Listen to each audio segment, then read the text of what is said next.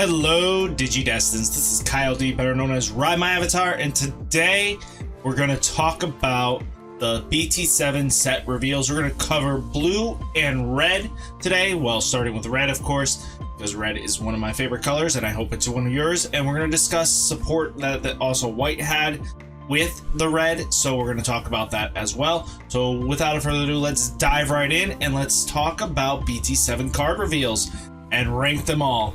So, peace. So, let's go over red first. So, we got a Capori Mona is first. This card is a starter. Again, we all know that these baby in training stage Digitamas are really good. I would give it a 2 out of 3 because, again, this card is also very situation. While you have a Tamer in play, this Digimon gets plus 1000 DP. So again, it's only good for the newer deck. Not a lot of the older decks can benefit from this. So again, it's really good because the Digitamas are necessities in this game. But the fact of the matter is it's only 1000 DP that it gains. So it makes it a little tougher to just say, oh, this is universally good. It's not like a Digimon or a Coromon where it's not too much situational, but at least it gives plus 1000 DP. Now we have Toy Agamon was revealed. So it's a 2-cost, 3000 DP. So again, it gives you a third option of a 2-drop. Again, who doesn't love a good Toy Agamon? Again, this card is a solid 3 out of 5 because of the fact of the matter is it is a 2-cost card to drop. So again, it helps with memory choking and doing the situations where it needs to. Let's talk about Flamemon. So Flamemon is very interesting, has an on-play ability. The top 4 cards of your deck, add 1 card with hybrid in its form, Susanoo or Takuya Kinabara.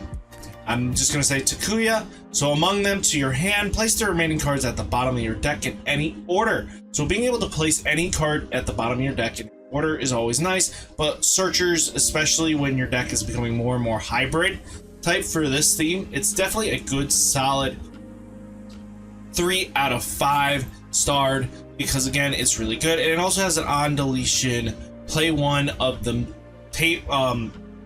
Tenu from your hand without paying its memory cost. Really helps set up plays in the future. Again, here comes a really nice Hawkmon. So it's a 4-cost, but it's 0 cost to evolve. It's 3000 DP, so it's kind of weak on the end, but its inheritable is where it shines the most. So when attacking once per turn, reveal the top 5 cards of your deck, add 1 card with Surmon in their names among them, place the remaining cards at the bottom of the deck in any order.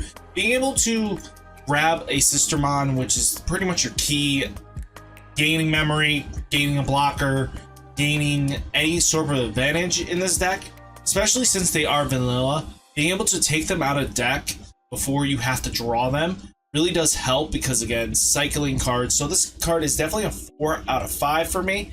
So we'll keep talking. Next, we do have this Surmon. So Tuscamon, when Digivolving, one of your Digimon gets plus 2000 DP for the turn. It's a 4-cost, 2-cost evolution. Helps with memory choking. It's kind of vanilla because again, if you Digivolve and raising, it's not very beneficial. But outside of that, if you're doing it on the breeding area, it's just really good to get that extra 2000 because of 7000 DP. It would be really nice. Again, I kind of think these cards could have went in a different direction, but I think it's a solid 3. It's a solid 2 out of 5 for me. It's not that powerful. It's very situational. You won't see much play in this. Next, we have Burning Greymon. So it's a 3-cost to Digivolve on a 3, but it can Digivolve on top of a level 4, which is really nice. Being able to Digivolve for 1 on top of itself to help unbrick situations is really good. So you may Digivolve this card from your hand into one of your red Tamers, as a Tamer has a level 3 Digimon for a Digivolution cost of 2. When Digivolving, really nice secondary effect. So if you have Digimon Digievolution cards as hybrid in its form or Tenu Abia, Kinabara, delete one of your opponent's Digimon by 4000 DP or less. Being able to kill off a rookie, sadly, it's just subpar. It'd be really nice if it deleted 5000 or less, because at least then it could delete a blocker in trade, or you know, the 5k blockers, or 5k rookie, which a lot of Rookie Rush decks seem to like to play. So again, being able, it's really useful. I'm gonna give it a 4-star rating. It's really good because again, it's very niche, being able to go down its cost when if you have Digivolving on top of a tamer. Again, it's really good being able to go for 2, 3, or 1 during the situation that it calls for. Next, we have Brachiomon. So it's a 7 cost, 10,000 DP, and 3 cost evolution. It's kind of okay. To be honest with you, since it's a vanilla, I'm just gonna give it a 1-star. It's okay. It's just vanilla fluff that really doesn't help out anything. Next, we have Metal Greymon, one of the other super rares of the set. So on play, if you have a tamer in play, gain 2 memory. If you do not have a tamer in play, you may play a red tamer card from your hand without paying its memory cost. Being able to play a tamer from your hand without paying its memory cost is really nice, especially since you can drop this down for 5, which really could help out in the situation going second. Let's say they give you 2 memory, and you can slam this down. You're on a Metal Greymon, gaining 2 memory, just really good. Or you could just go first, slam this down, and then boom, you're giving them 7, which, yes, it seems ludicrous at the time, but depending on the matchup, it doesn't matter. So it also has a inheritable once per turn. When your Digimon is deleted, gain 1 memory. This is very powerful, and I think it's a 4 out of 5 for me. It's just very situational at times, but again, very powerful skill, being able to play a tamer for free. So again, you get, if you hard play it, if you don't have the tamer, you're getting a 4 cost tamer for pretty much a ultimate for 3 and a 4 cost tamer. Just think of it that way. And again, yes, you are passing 7, but again, it helps speed up the game pace for your tamer types. Next, we have Alderman. So Alderman's really nice because when you're digivolving when your Digimon that has a tamer in its Digievolution card would digivolve into this card from your hand, reduce the cost by 2. So it can become a 1 cost Digivolving on top of level 4 if played outright, and it's just nutty to do so. When Digivolving, if this Digimon has a Digimon card with hybrid in its form, in its card evolutions, this Digimon gets plus 4,000 DP for the turn, becoming a 12k swinger, especially if you can get some nice inheritables underneath it. I mean, we're not going to have as many because we are at ultimate, but if you can get a security check on that, it just really helps out. Your turn, while this Digimon is a hybrid form or 10 warrior type, option cards checked by this Digimon do not activate in their security.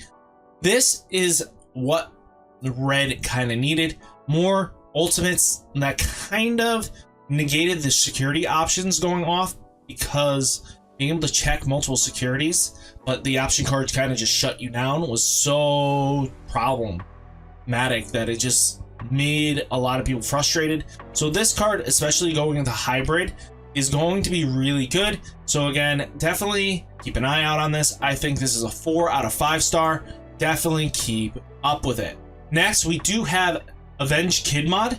So when playing this card from your hand, reduce the memory costs by 1 for each option card in your opponent's trash. So this card definitely helps out with against security control decks, stuff like that. This card becomes cheaper and cheaper as the game goes on, and it's a very counteractive strategy because on play, return all cards with 3 musketeers in their traits and all option cards from both players' trash to the bottom of their owner's deck.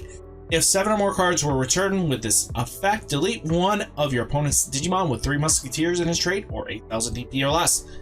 Being able to make a card that is uncommon that counters pretty much the best deck in set 6 is nuts to me. This is a great card. I think this is a 5 out of 5 for me. This card is very niche, but again, 5 out of 5. It's just really good, well-rounded card. It just does what you need. Next, we have Emperor Greymon. So when Digivolving Blitz, when Blitz is when the memory is 1 or more when your opponent's side, when this Digimon can attack. So again, Digivolving and it passing your opponent's turn, you can at least swing. Unless it was the turn the Mon was just placed and you Digivolved all the way up, you can't swing because it has summoning sickness. And then your turn, once per turn, when this Digimon is blocked, unsuspend this Digimon, gain 1 memory for each Digimon card with hybrid in its form in this Digimon's Digievolution cost. Being able to get 2 swings out of this thing is nuts. again, it's just powerful incarnation. Again, I think this deck is going to be very powerful. I think it's a 4 out of 5 card because it has to hyper focus into hybrids. And I think all the hybrid cards are really good. It's just very situation. Next, we have Gigastorm. So your Machine Dramon can digivolve into this card in your hand for a memory cost of 1, ignoring this card's evolution requirements. So what's really nice, you can digivolve this on top of your... when you can digivolve into this card from your hand, so you can use a Machine Dramon and digivolve on top of Gigastorm, which is really nice. Being able to do it for 1 is just super good and super powerful. And when digivolving, you may play 1 red or black level 5 cyborg and its typing from your hand or trash on top of this Digi-Evolution to delete one of your opponent's Digimon with 8,000 or less DP for each 5 card level 5 with cyborgs and its traits in this Digimon evolution cards. Really powerful, very great skill. It's got a 4 cost evolution I kind of get because you can sub any level cyborg into it and then delete your opponent's 6,000 DP blockers, which is really nice, or less. So it's very powerful, well-rounded, but there are problems and drawbacks with this kind of card because there are limitations what this card can do. And again, it's only really good in the Machine Dramon builds. We're gonna have to see what they do going forwards. Again, it just makes another protect this castle kind of style. Let's talk about Tenu. Tenu is the new red tamer for the set, so it has security. Play this card without paying its memory costs. Really nice. But it also has once per turn, you may place 5 cards with hybrid in their form from your trash under this tamer in order to digivolve into an Emperor Greymon in your hand by paying its Digi-Evolution cost of this card as a level 5 Digimon. So being able to digivolve for 4 with this card is really good. This Digimon gets plus 2,000 DP, while this Digimon has 10,000 or more DP. This Digimon gains security plus 1. Being able to give plus security is really good. We kind of needed this. Again, if it's in the Mega or in the Ultimate, I think this is a 4 out of 5 card. It's really good. And next we have Flame Memory Boost. So one of your Digimon gets security plus 1 for the turn. Really nice, but it's also one of those delay cards. So again, it gets put into your field right next to your tamer, and you can sack it later to gain 2 memory. I think Flame Memory Boost, like any of these kind of cards, are really worth it at the end of the day. So again, I'm going to give it a 4 out of 5 treatment. Next, we have Flame Drake Strike. So choose one of your Digimon with hybrid in trait, delete one of your opponent's Digimon with DP less than or equal to that chosen Digimon's DP. So again, being able to kill ultimates or anything like that, or even close to a Mega for 4 is really good. I think this is a great option going forward. But it also has a really nice security, so you may play 1 Tenya from your hand or trash without paying its memory cost. I think this is a 5 out of 5. To be honest with you, it's a low cost 4, which red needs to be able to delete. It's restrictive, yes, but again, if it's in its deck, it's just super good. It's well-rounded. And then being able to play a tamer from hand or trash without paying its memory cost, and it activates its on-play effect, really good. So, but Tenya doesn't have an on-play. So, Gigastorm. So 7 costs, delete up to 2 of your opponent's Digimon with 8,000 or less DP. Being able to kill a majority of the ultimates in this game is just bonkers and really good.